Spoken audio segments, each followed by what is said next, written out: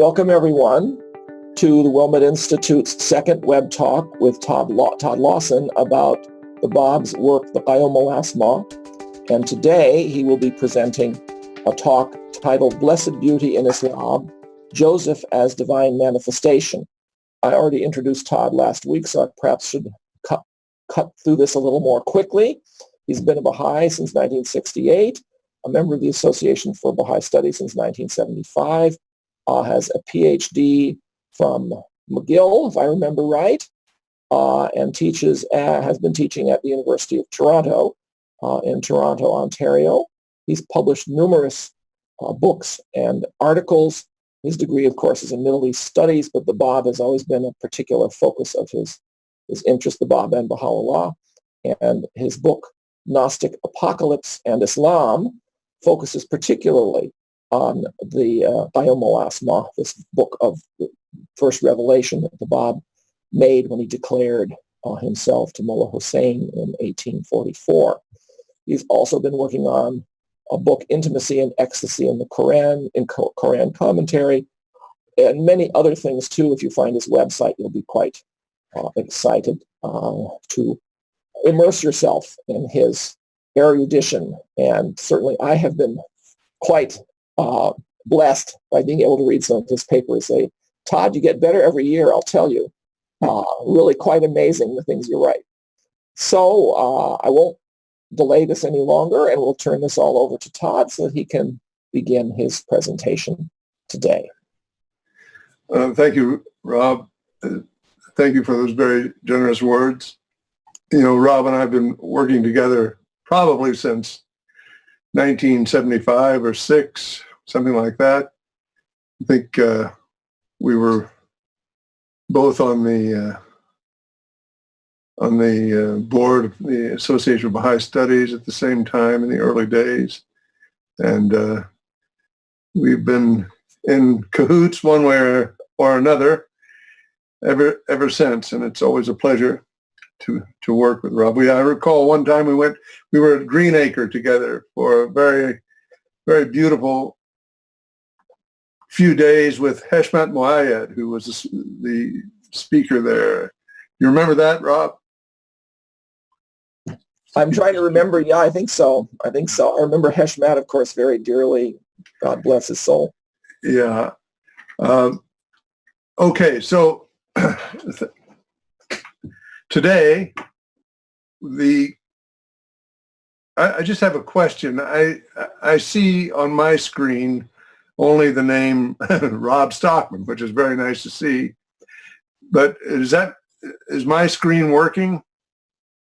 We don't have your images up yet. You have to click on Share Screen down at the bottom. All right.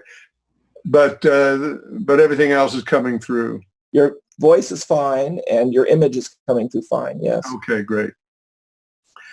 So today, before we begin, I want to say how gratifying it is to read the feedback that's come through since our last meeting a couple of weeks ago.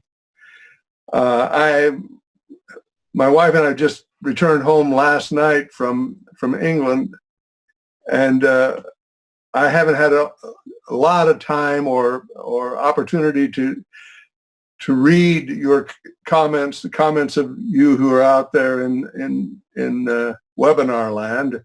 But the ones that I have read have been extremely inspiring and gratifying. The connection that we're able to enjoy through this technology is really quite thrilling. So thank you for all of the input and for your suggestions and comments. It all goes into the hard drive, and hopefully it will come out of that hard drive in some sort of usable form at some state. Furthermore, if we have time, either this session or the next session, I would like to take a little time to look at some of those letters that have come in and some of the points that have been made that I think are very useful for all of us to ponder together. So it's a real privilege to be together with people who are so focused on the Bob. It goes without saying, of course, but working in academe, you don't always find people are as excited about the Bob and his writings as we are here. So it's like being in paradise for me. So let us carry on then and try and approach the what in the very beginning was a puzzle for not only Persian Islamic ulama, or not only a puzzle and in some cases an outrage, that is to say the Bab's writings, but also for the Western Orientalists who frequently, because they didn't have a deep knowledge of Shi'i Islam and a deep knowledge of such essential background information as the teachings and place of the Sheikh Ahmad and Sayyid Kazem and all of these things, were too hasty to call the Bab's writings, especially the Qayyum al-Asma, unintelligible and nonsense and all the rest of it. They may also have been somewhat influenced by the arch critics of the Babi movement as well. But however that may be, we now have enough experience with this text, which is, again, extremely unusual, unprecedented, not duplicable in any way. We have enough experience to know that they were all wrong and that the work was a very powerful, eloquent, and persuasive, if you like, symphony of meaning for that first audience of believers. It grabbed them and captivated them and didn't let go, and is still the case. It still functions that way. That is not, the Qayyum al-Asma, of course, is not the only way to be grabbed and captivated and not let go. The Baha'i writings in English are quite capable of doing this, and at no time should it ever be assumed that it is necessary to know Arabic and Persian in order to appreciate and feel the beauty of the Baha'i revelation. That would be a very grave error. To know some Arabic and to know some Persian helps one understand aspects of the poetics of the Bab's writings that you simply don't get in the English. That's all there is to it. And these aspects are, in many cases, purely phonic. And note that we're not saying merely phonic, but purely phonic, because the sound is as important as the meaning for this audience that we are talking about. But that is what we don't get the sound, the shapes of the vowels and the consonants and so on, and the alliteration and the running of the fluency of the Qayyum al-Asma or any of the other writings of the Bab or Baha'u'llah or Abdul Baha. You know, this Arabic language and the Persian poetic tradition is, frankly, centered very powerfully on the experience of beauty. And that, of course, is the main topic of our meeting today, is to try and come to terms with the idea of beauty. So it's a beauty from the point of view of the revelation generated by the sounds and the letters and the rhythms and the discursive or the meanings, the allusions, the intertextuality, and all of these things that just captivates the sensitive hearer or the person who's ready to hear it. Right. Beauty in the Islam of the Bab and Baha'u'llah and Abdu'l-Baha, and of course it's not news to anyone here to emphasize that the Bab, Baha'u'llah, and Abdu'l-Baha were in some sense Muslims through and through. They were sons of Islamic culture. They were pious believers. They all three had different personalities, of course, and they expressed their piety in different ways. But there was no doubt in any of their minds or hearts that Islam was a true religion from God, and that Muhammad was, upon whom be God's blessing and peace, was a true messenger from God, and the Quran was the word of God. And this is what makes a person a Muslim. But in addition to these beliefs, the thing we want to stress today is that it's not just belief. It is not just, well, as Baha'u'llah says, think not that I have revealed unto thee a mere code of laws, correct? This is the point. It's yes, it is important to have a code of laws, and especially in the world given over to the kind of savagery we see around us, we need laws and moral standards. They need to be enforced, and people need to follow them. But obeying the laws are not what make the hearts of people sing. And we all know this. This aspect that makes the heart sing is what we're referring to by the word beauty. And it has a very long tradition in Islam. One can say that it is a central preoccupation of the Islamic religion. Now, there's another thing that arises when we talk about something as apparently subjective as beauty, is that the idea of beauty being culturally determined and culturally specific. And this, of course, is true. Standards and gauges of beauty vary all over the world. Some people's idea of beauty are other people's idea of the opposite of beauty, and so on. This we know. Some people call certain kinds of music beautiful, and other people would call the same type of music not beautiful, and so on and on and on. It's a very subjective or culturally specific value, beauty, in one sense. But in another sense, there is a universality to the notion of beauty that I think human beings relate to or know or feel, despite the subjectivity and the cultural specificity of it all. The Quran was revealed for humanity.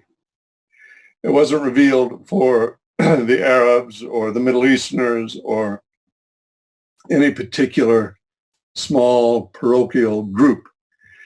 The word humanity, or if you like, mankind or man or human beings, there are 2 or 3 different words for these formulations, occurs hundreds of times in the Quran.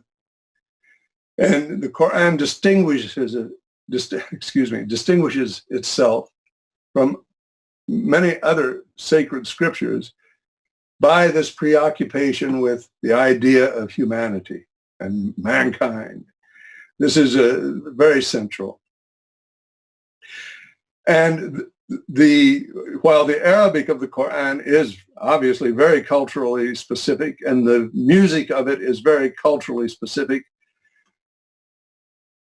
it also is the case that within less than 100 years from the first revelation of the Prophet Muhammad, which we date at the year 610 CE, Islam had spread all over the world, and you find people in vastly different cultural settings, and with all that implies, religion and language and diet and weather and on and on and on. But falling in love with Islam largely through two things, seems to me. One is the beautiful behavior of the Muslim teachers, traveling teachers, if you like, the da'is and the preachers and those people who came later to be identified as Sufis, who were frequently also merchants who moved to the far marches of the Islamic world and worked and practiced Islam and tried to be good Muslims and good human beings and follow the teachings of the Quran. There was beautiful behavior in the moral and ethical sense. And then there was also the beauty of the vision of humanity that the Quran taught. That is, it made sense out of all of these otherwise apparently vying and this chaotic jumble of religions that surrounded us in the 7th century. And they all seemed to be saying different things, but they were all talking about God, and it was impossible to solve this. The Quran solves the problem in a beautiful and elegant way, and in an entertaining way, in a way that might be compared to the epic genre of poetry. Although the Quran is not poetry, remember, it is not permitted to see it as poetry within Islam, but it is not permitted to be seen as poetry, not because it is not poetic. It is not permitted to be seen as poetry because the Prophet Muhammad was not a poet. And the poet occupied a lesser rung in the hierarchy of the social order. And the poet was not responsible to live up to the teachings that may or may not be found in the poetry. And his poetry was for sale. He would write a poem for anybody as long as he got paid for it, and on and on. And the topics of some of the beautiful pre-Islamic Arabic poetry were not in line with what we generally think of prophecy and revelation should be concerned with. But this doesn't mean, just because the prophet was not a poet, a status that was socially and culturally constructed by his society, that what he had to say was not poetic. And this is the third realm from which beauty emerges. It is the poetry and the music of the Arabic. So these three, there's undoubtedly more areas where beauty emerges now this might strike some people as odd, what I'm going to say now, but as a central sacramental value in Islam. It is through beauty that the believer is attracted to God and receives the kind of nourishment that is necessary to keep the believer on the straight path or the righteous path, however you wish to withstand the various tests and difficulties. Beauty is one of the things that keeps people in the game. And the Quran, quite apart from being beautiful, quite apart from being what we might think of as its as both instrument and music of this new symphony of meaning. The Quran also uses and refers to beauty in numerous verses as something that is simultaneously human preoccupation and as a kind of a gateway to a deeper understanding of the divine and the ways of the divine. There are numerous passages to this effect, and I have just 3 or 4 or 5 that show some of this. But another thing that we might think about as a way of coming to terms with and understanding for ourselves the beauty of the Qayyum al-Asma is to engage with the Quran and to read the Quran in a good English translation. There are many. And for those of us who can read the Arabic, to read the Arabic of the Quran aloud to oneself, but to know what the meanings are as well, not just to be concerned only with the music. There is, needless to say, excruciatingly profound meaning in the Quran, a great deal of which is shared by the Baha'i dispensation and confirmed and repeated. So if a number of the letters that came since the last webinar were pursuing the problem of how can a person who does not have Arabic understand and appreciate the great artistic achievement that the Qayyum al-Asma was and is. And I think one thing that you could do would be to read the Quran backwards and forwards. And then in English or any other translation you wish to, I mean, I can send in a list of some of the good translations in English and in French and a couple of other languages. The English, I imagine, is the one that most of us here in this cyber room are familiar with.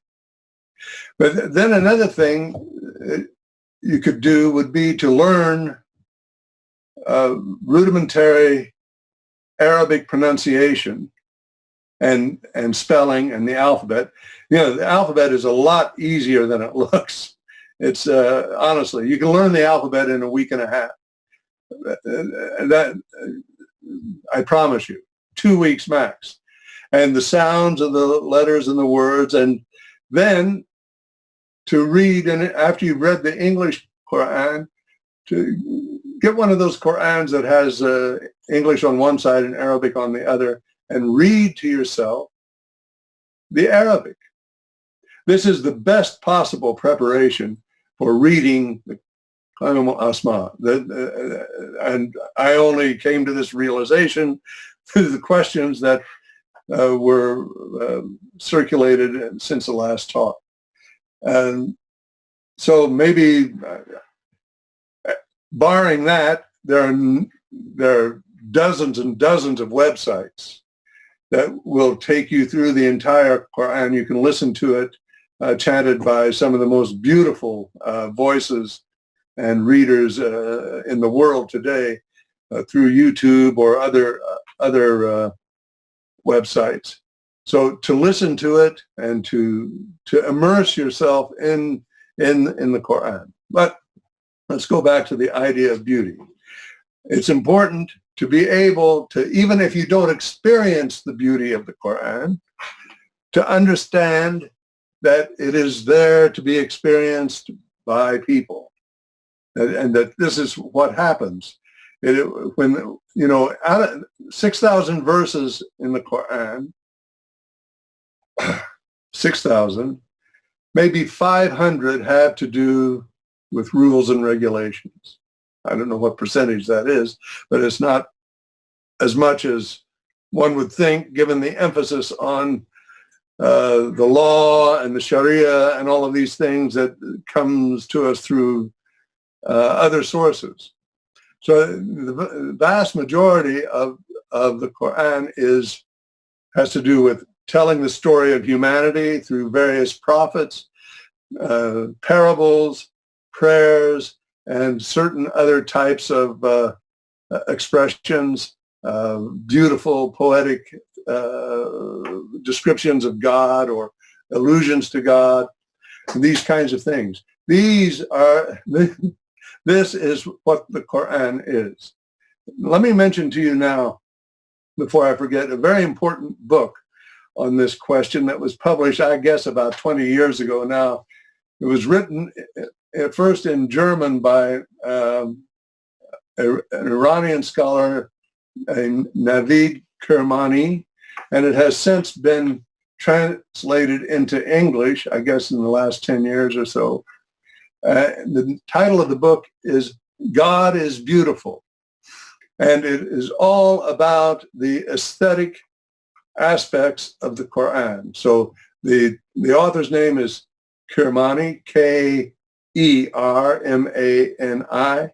and the title of the book is God is Beautiful. It's a bit longer than it needs to be, but this is what happens to a lot of academic stuff. But you will find, I think, if you take the trouble to look at it, that this work offers us a really important insight into the aesthetic power and an understanding of the sacramental value of beauty in Islam. Now, many people would argue against the use of the word sacrament, but I'm using the word somewhat figuratively and somewhat literally. If we look up the meaning of the word sacrament, it, I believe, says something along these lines. It's an action usually administered by a priest,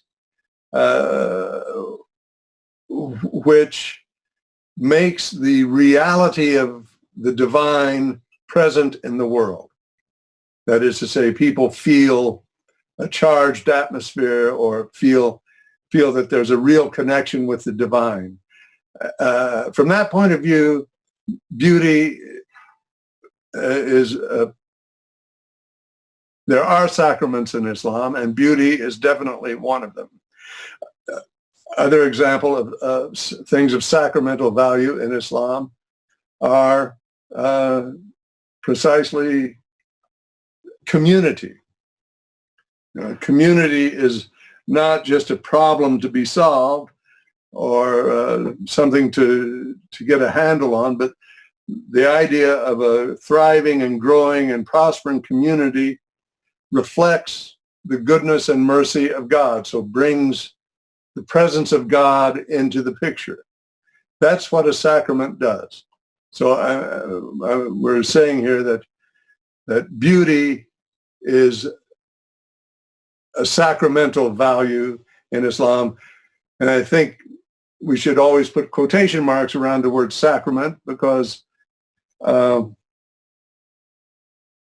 generally speaking, Islam doesn't see itself as having sacraments, but I think we get the picture. I'd like to share with you now a few passages from the Quran that help understand the notion of beauty. Now, these passages from the Quran are in an order that was arranged for another presentation, but I think we'll get the picture. One of the aspects of beauty, which is evident, or which is resonant in the Greek idea of creation or the universe, namely cosmos, is the idea of the interconnectedness of all things. This is a, if you like, a spiritual and scientific fact, but it also is a very satisfying apperception to have. It is aesthetically pleasing, right? So this first verse that I'm quoting here for us is says that everything is created from the same source. So there's a deep relationship amongst all created things in the cosmos or in the universe. Incidentally, since we do have some Arabic here, I'd like us all to think about the different message sent out by the Arabic script in distinction to the Latin script here. What is the first thing that we see as a major difference, quite apart from one is read from right to left and the other left to right? But what is the, if you like, the vibe that you get from looking at the Arabic and as a different from the vibe you get from looking at the Latin script? We can think about that. I'll go on to the next slide if this thing works. And of course it doesn't. Is that it? Oh, I see. I see. Okay. Okay. Human variety is created by God. Had thy sustainer so willed, he could surely have made all mankind one single community. But he willed it otherwise, and so they are in different communities. This is in connection with the fact that despite the various communities, at essence, all humanity is created from the same thing. As the Quran says elsewhere, everything has been created from water. Our basic substrate is water. So this gives us irrefutable connectedness. Human variation is a mode of revelation. And among his wonders is the creation of the heavens and the earth and the diversity of your tongues and colors. For in this, behold, there are messages indeed for all who are possessed of knowledge.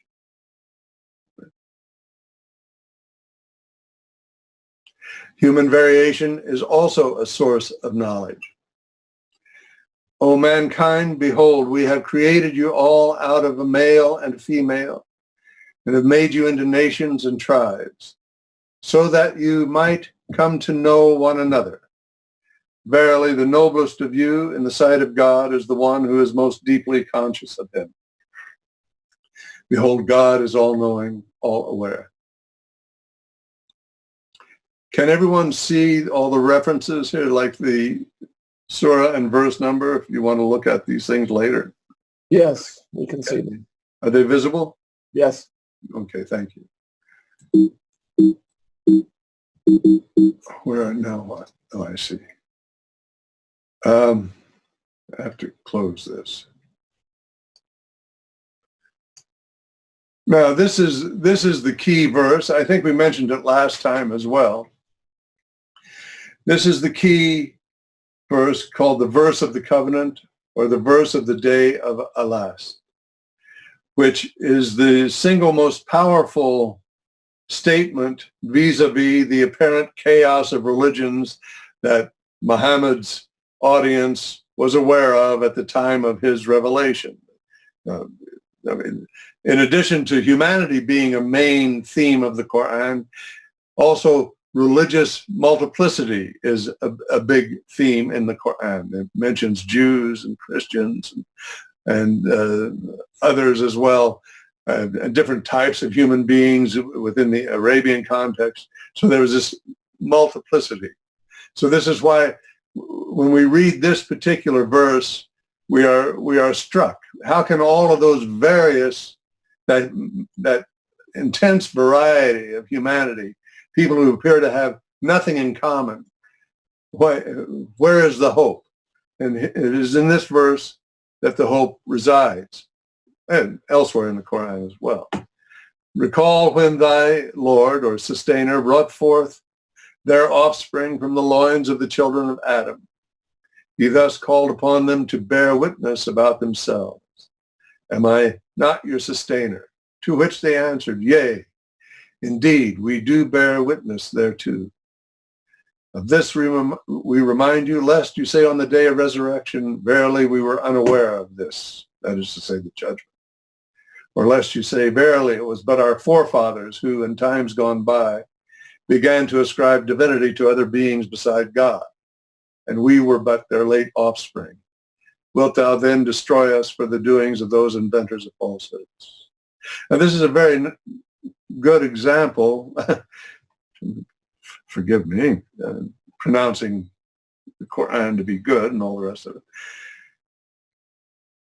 But here we have information or knowledge being revealed, knowledge which is beautiful in itself, because what it's saying is that despite of all the differences that you see amongst you now, the Jews and the Christians, the Zoroastrians and the people from that tribe and this tribe, and people who are disbelievers and people who are believers and all the rest of it, despite that, there was a time in the spiritual realm before creation when we were all together in peace and harmony and unity in the presence of our Lord, thy sustainer, mentioned here. So this is the information.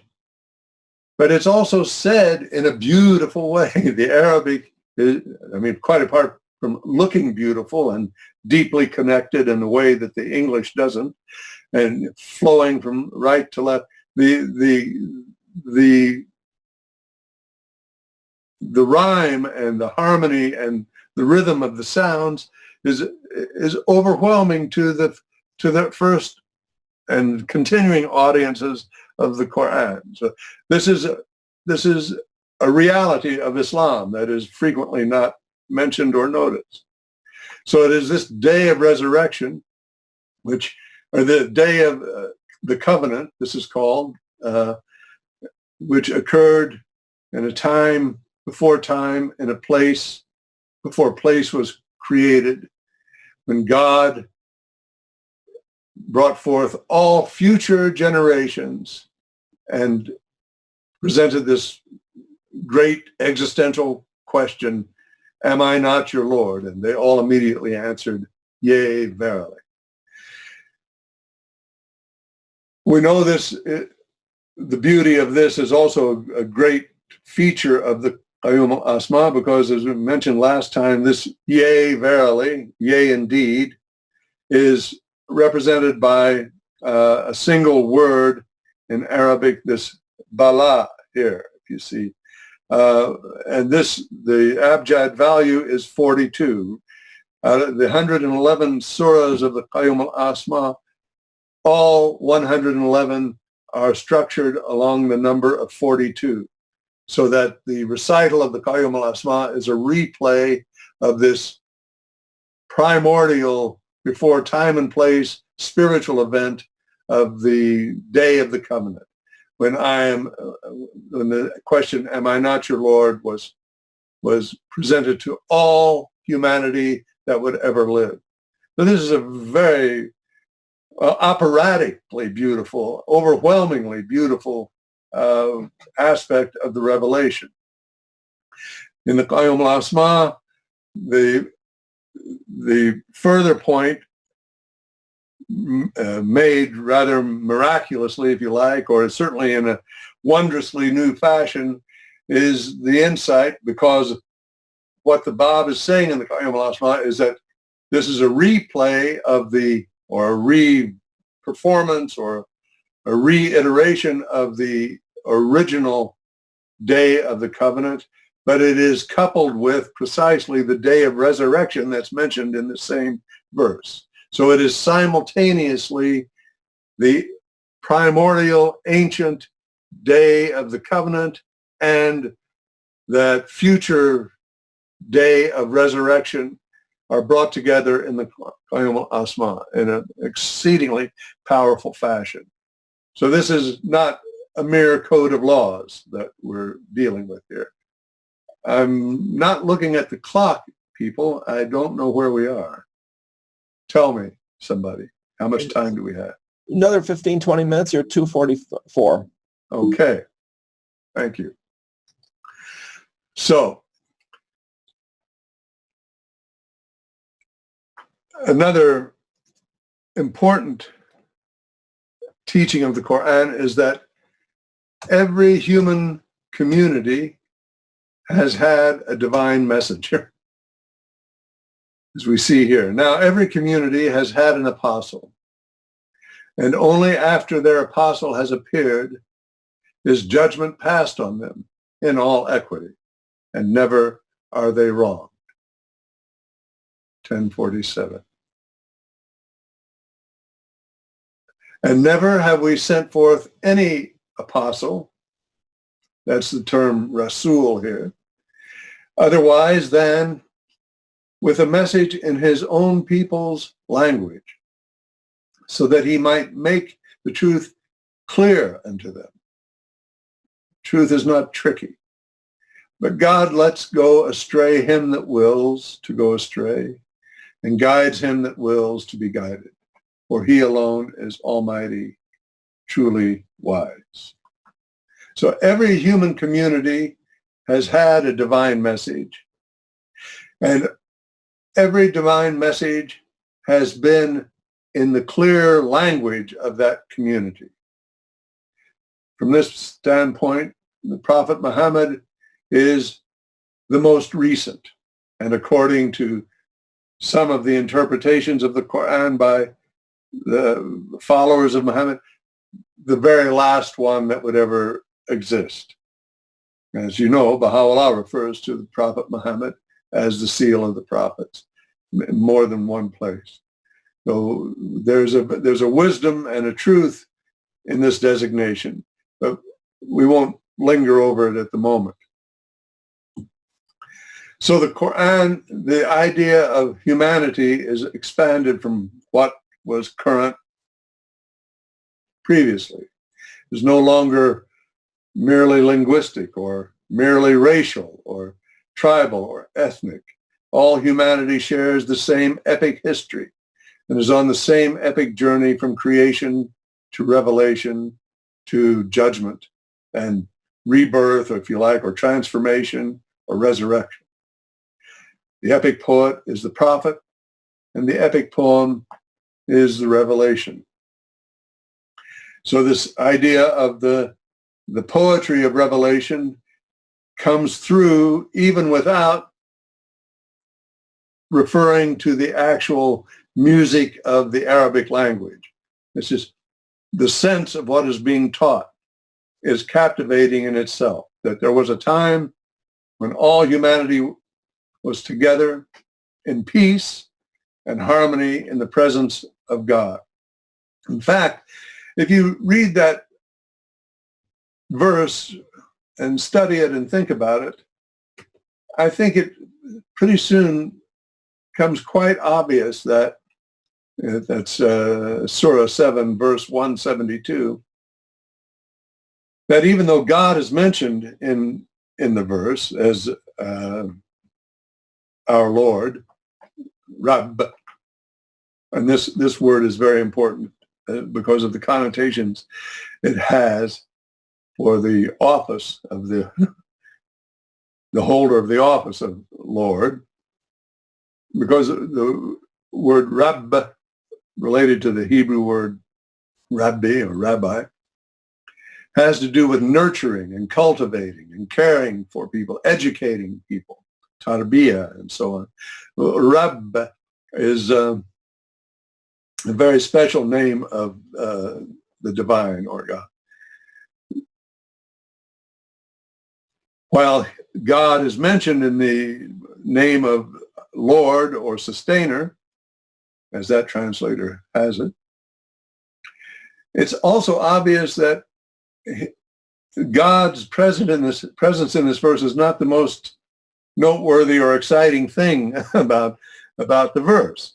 What is really captivating is that all humanity is together.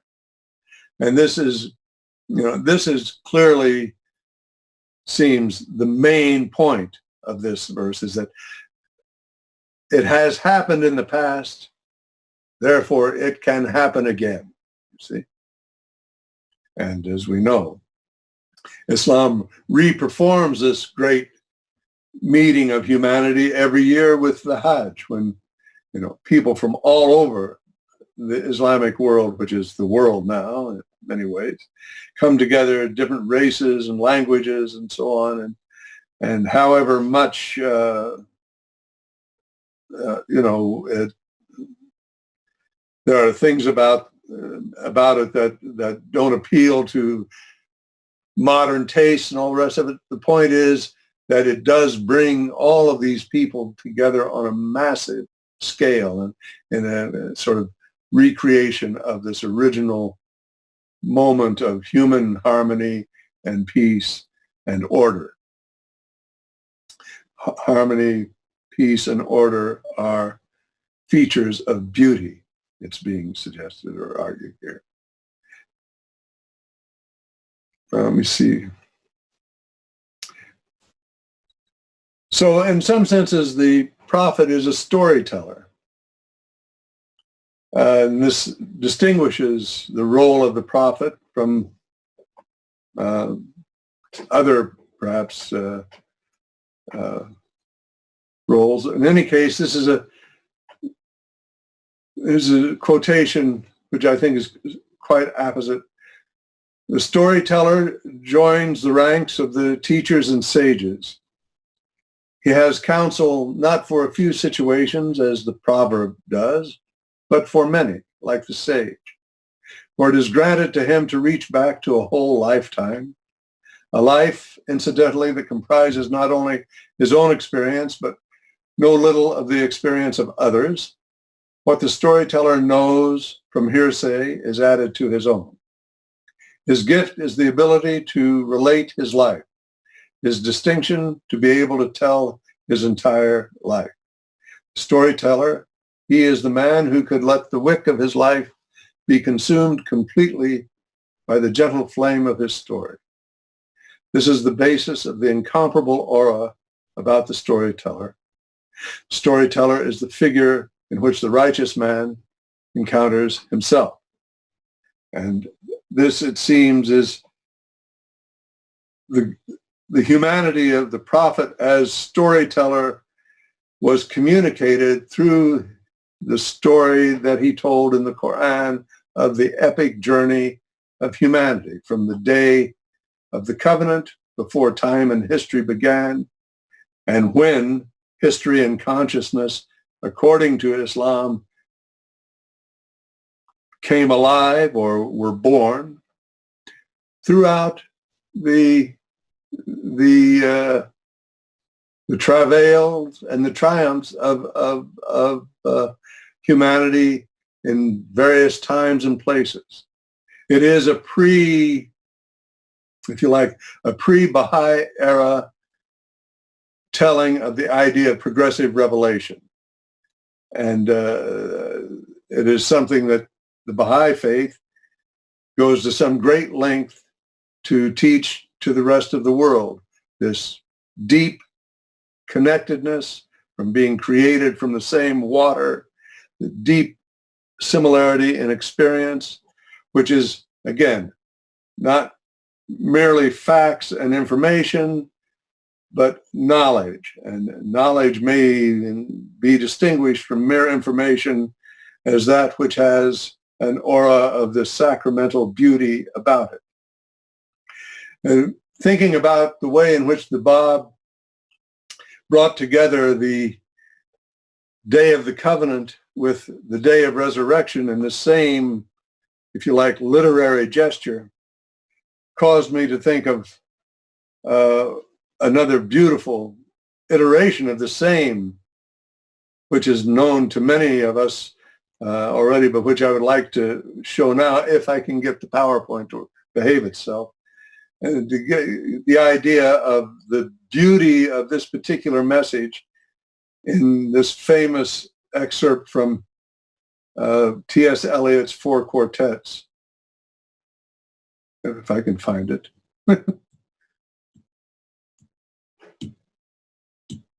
And I can't. Why is that? Ah, here it is. So this is the end of the Four Quartets. We shall not cease from exploration, and the end of all our exploring will be to arrive where we started and know the place for the first time. And all shall be well, and all manner of things shall be well. When the tongues of flames are enfolded into the crown knot of fire, and the fire and the rose are one. Thank you for your attention. This is fascinating to see the accounts in the Quran, the various passages in the Quran that all point to humanity. And I was wondering if you wanted to tie this a little more to the divine Joseph, which was also part of the title.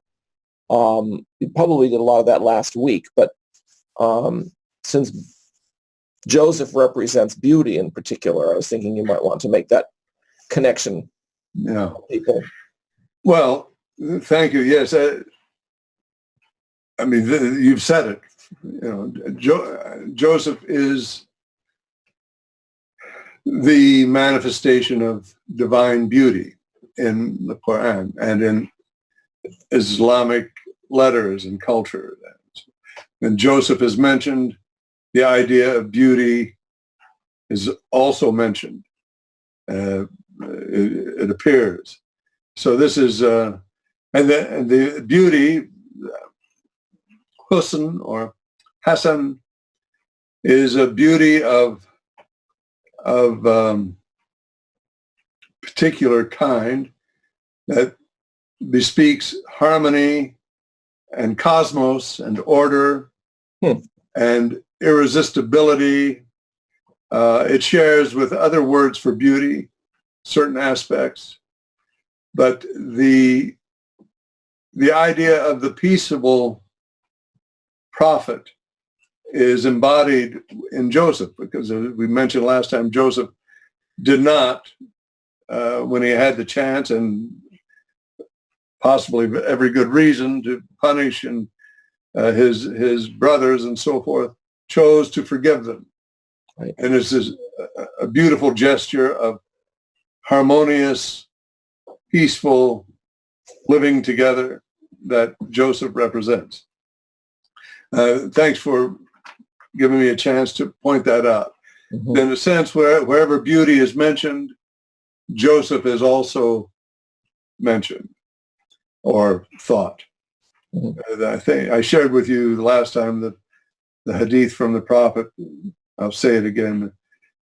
According to the hadith, Prophet Muhammad said, God created beauty, and he used the word husn or hasan in 100 parts, and he bestowed upon Joseph 99. Huh. You see, so this is how Joseph is understood. So it's not, and his point is, it's not just visual eye candy beauty that we're talking about. We're talking about the deep beauty of the interconnectedness of the universe and the divine imagination and all of these things for which Joseph is the exemplar. You know. So that's a hadith. Yes. Hadith. That's a good one to remember. Yeah. That's interesting. So just to finish up, the Bab's audience and the audience, Baha'u'llah's audience, were preconditioned to be sensitive to the expression of beauty as a divine sacrament. as an evidence of the not only existence of God, but the presence of God. Mm-hmm. And again, despite the fact that beauty is something that is culturally specific and subjective and all the rest of it, the idea of beauty is not. The idea of beauty is universal. Sure. So this is, the people were overwhelmed by the beauty of the proclamation. And it was a beauty that was innovative and risk-taking and radically challenging. That is to say, badi', new, improvisatory. But because it was beautiful, it was also rooted in the day of the covenant before time and place. So it's simultaneously sempiternal and atomically new, if you like. And they caught this. The Letters of the Living caught this. They saw this in the Bab's Qayum al-Asma. Yeah. Interesting. And some mullahs obviously did too, because they read portions of it and immediately recognized the claim to revelation. That's right. Yeah, they did. Yeah. That very important article by Mujan on Mullah Ali Bastami's trial in Iraq is, we should probably put it up, because that's where the combined fatwa Sunni and Shi'i courts in Baghdad agreed together that what the Bab had produced was a new Quran. Yeah. This is a very important thing. Yeah. And I think Mujan's article is online, and if you need it, I can send you a copy. Yeah, most likely it's online, and it certainly should be. It's been around a while, so it's. Oh yes. Dates back to the 90s, it seems to me. Yeah, that's right. The Day of the Covenant has been around a while too. Yeah. I don't know if I have any questions yet. Several people responded to your question, how do you compare the Arabic and the English? And people said the Arabic is much more concise, takes less space. The English translation is much longer. That's interesting, yeah. Because that's a value of Arabic writing, concision. This is one of the miraculous qualities of the Quran, the ability to say a great deal in a very, very few words. And that's probably also helps to explain why there are many places where words are added in brackets. Yes. In order to fill out the translation. Absolutely, yeah. Yeah, and 9 times out of 10, people wouldn't disagree with, people who know Arabic wouldn't really disagree with those added words. Yeah, that's interesting. Yeah. I don't see any questions yet, anything that's new here. Okay. Do you have any particular comments from the class that you wanted to? Well, let's see. There's some chat things that are coming in. Arabic is shorter and more concise. Right. That's silly coincidence, perhaps not. Mm-hmm. Yeah. I guess you must have mentioned a verse 42. So, I see. Hitchhiker's Guide to the Galaxy. Oh, 42 is the number of the word Bala. That is to say, yes, indeed. When God says, am I not your Lord? The B-L-A adds up in abjad numeration, or whatever it is, to the number 42. Oh, I didn't know this about a hitchhiker. The Hitchhiker's Guide to the Galaxy was right. That is the answer to life in a way. The Arabic flows, someone says, and is more orderly. Perhaps it is the English font, because English can be calligraphy, yes, but the Arabic is superior. Well, it certainly gives a sense of connectedness, the Arabic script, and it's so beautiful. And even if you don't understand it, you see it, you can feel the rhythm of the script, and it's quite an achievement, this Arabic writing. And the sound of it too, the rhyming prose of Arabic is really quite powerful. Indeed. Someone asked for the name of Mujan's document again, and you were talking about, I'm not sure which one she's referring to, the one about Ali Bastami's trial, maybe. Yeah, I think so. I can easily send the title in. Yeah, that would be good. Where can we get? Now, let me say. This question has arisen several times. Yes. One of them. Where can we get complete Bob's work in English? I can only find excerpts. There are only excerpts. There are some complete works that were translated into French around the beginning of the 20th century. And they are, I mean, they're useful, but some of them have misidentified certain works of the Bob and so on. It's a project that the World Center is working on. And I think as time goes by, you will see more authorized translations of the Bob's writings in English. But as it stands now, to answer the question, you cannot get the complete Bob's work in English. You should know, friends, that the Bob, on his own counting, wrote over 500,000 verses. 500,000, 500,000 verses. We have a lot of what he wrote in various libraries throughout the world and at the World Center, of course.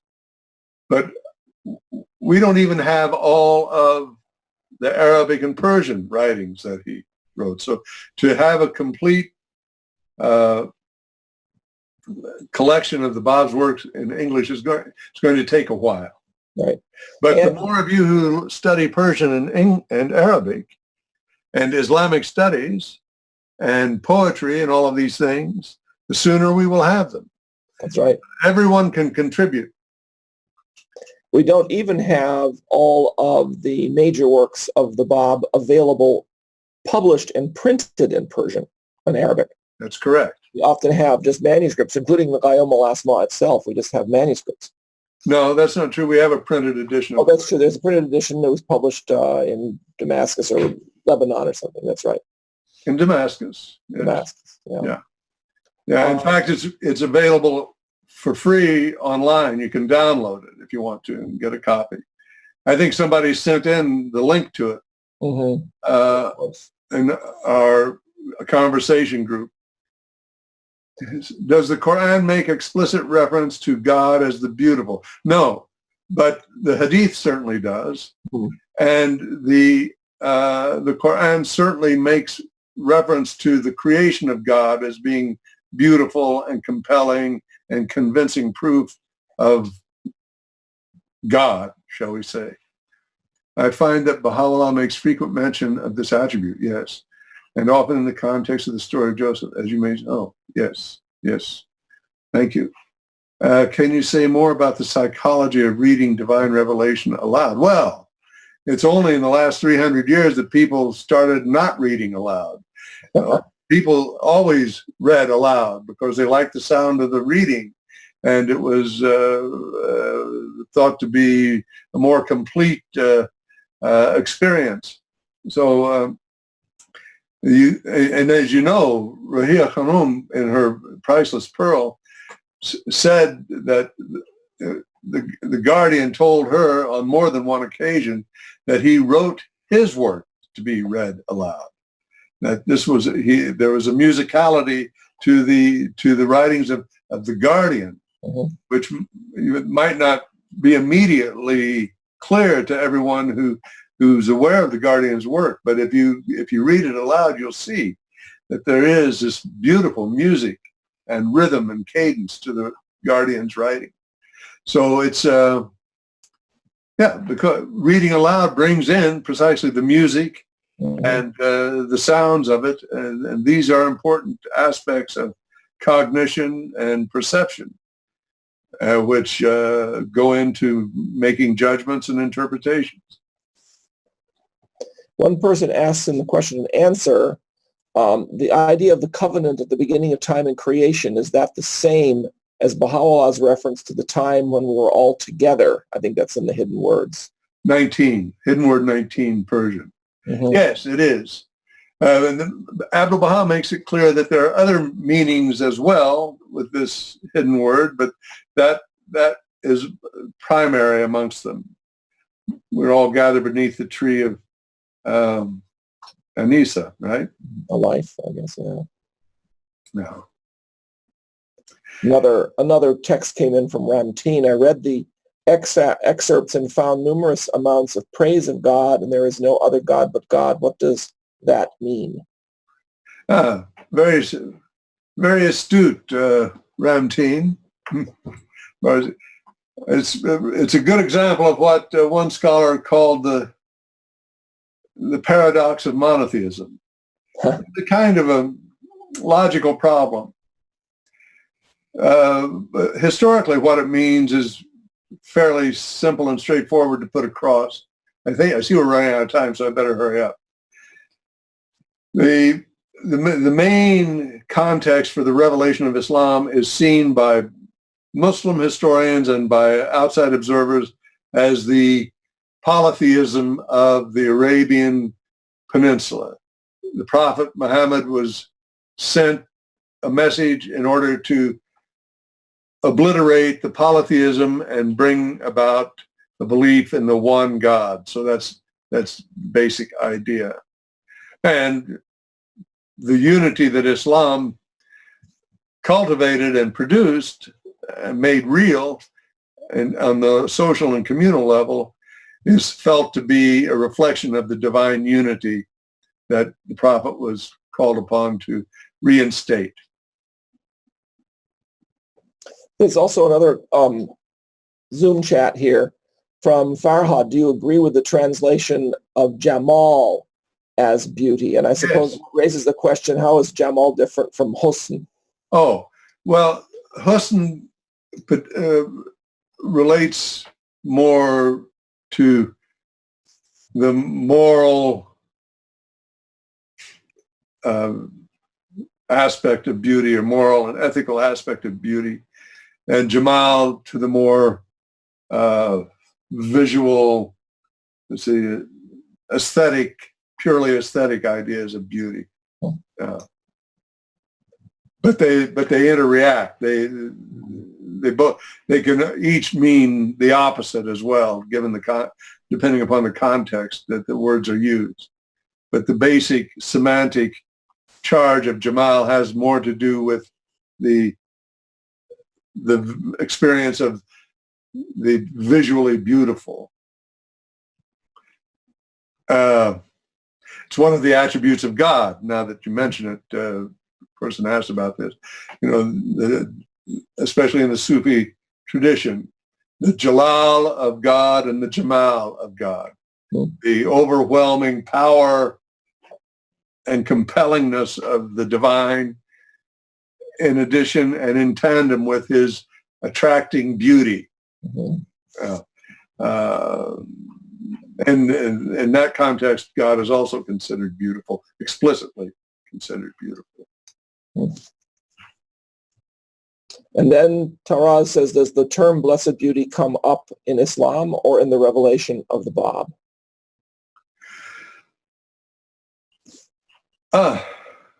Excellent question. I tell you, I can't answer the question. I don't know.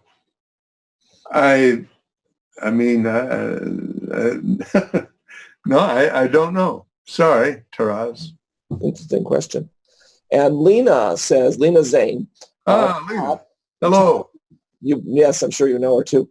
Todd, would you consider a webinar on the meaning or link or bridge between the primordial covenant, Baha'u'llah's covenant, and the concept of resurrection? Yes, I would. Lena, now that you've spoken and made yourself visible, I wanted to say that here is another book that is very important for people to know about. Can you see this? A concordance of the Quran. Of the Quran, and you see the author's name is Kasif. Hana Kassis. This is tied to the Arbery translation of the Quran. Uh-huh. And it will help the person who does not know Arabic to track and find out how, for example, how many times does the Quran mention love? How many times does the Quran mention women? How many times does the Quran mention family, peace, all of these things? There's no book like it in existence. I mention it now that Lena has made herself known, because the author of this book, who was my very first teacher of Islamic studies, when he found out I was a Baha'i, he said, "Oh, I have to tell you, the person that I learned the most about what it means to be human was my Baha'i professor at AUB, American University of Beirut, Zain, Lena's father." Yeah, her father.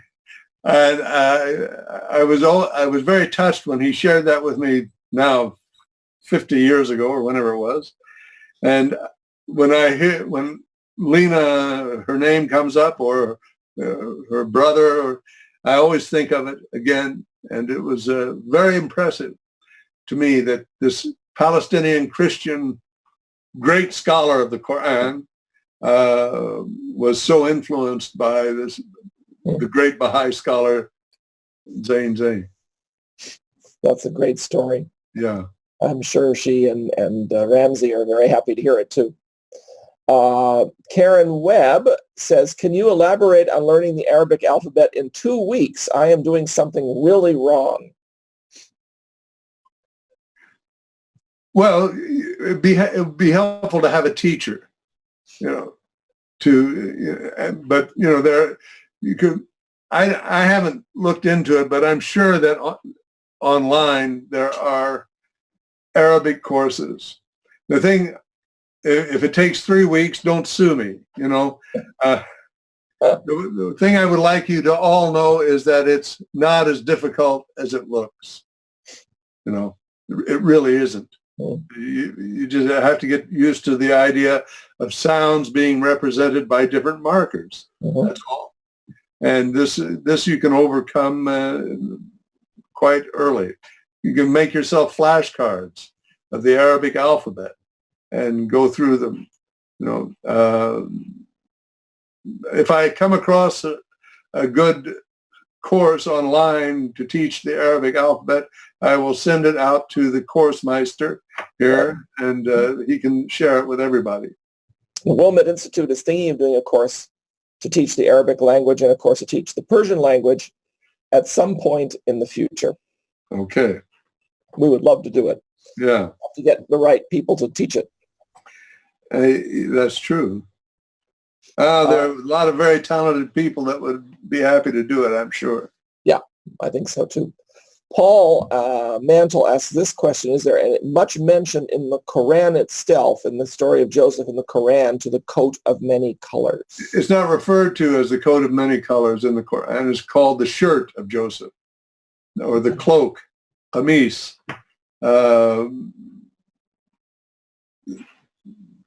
But that's my answer.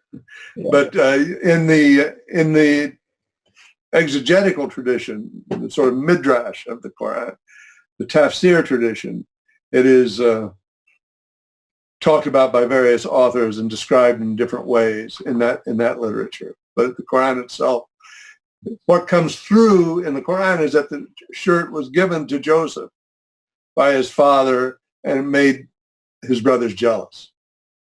So there was something. That's all of our questions at the moment. Okay. Don't see any more. We had a good run here of questions too, I will say.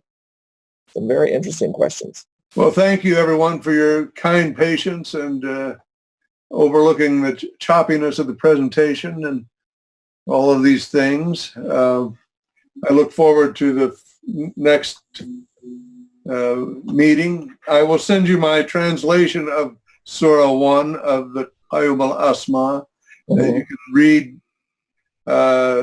before, if you like, before the meeting. So that's going to be the whole topic of the meeting, what it was about this document that convinced Mullah Hussein that the Bab was who he was looking for. How long is the first surah? 20 or 30 pages? No, 42 verses. 42 verses. 700-800 words. Yeah. That's quite short then. Yes. Yes. That's interesting. And Bill just said he noticed that the Quran 17:110, to him belong names most beautiful. That Absolutely. was 100, the 99 beautiful names of God. Yeah. This is mentioned many times in the Quran, the most beautiful names of God. In the context of to God belong the most beautiful names. Whichever one you choose to call upon him, that's fine. Don't worry. Don't be too hung up about having the right theology to refer to God. But the word for beautiful here is the same as the word for beautiful in the instance of Joseph, Hassan. So, and as you know, it was one of the names of the prophet's grandchildren, right? Hussein and Hassan, right? Who are very important in the story of the prophet's life. You know. And that's a common, I mean, you also have Hosni and Mohsen, right? Oh, so yes. Versions of that name as well. That's right. Yep, absolutely. Ihsan and Ihsan too, yeah. Yeah, it all has to do with the idea of beauty and goodness, harmony. Yeah. And someone asked us about a link to the Surah of Joseph that he's offered to send us. Yes, for people who aren't in the course, I suppose we can put it up on the web page for the web talk, if that's all right with you. Sure. What are we putting up? I'm saying that this translation of the first Surah of Joseph, there are people who are, of course, participating here who aren't in the course. So they would like to see it as well. Okay. That one. My translation of the first chapter. Right. Yeah. Okay. And that's fine with me. Okay. The provisional translation, everybody. Right. Of course. We'll mark it provisional to remind people as well. Yeah. Thank you so much, Todd. This has really been fascinating and, as usual, very engaging. And we're looking forward to seeing you in 2 weeks. Thank you. Likewise.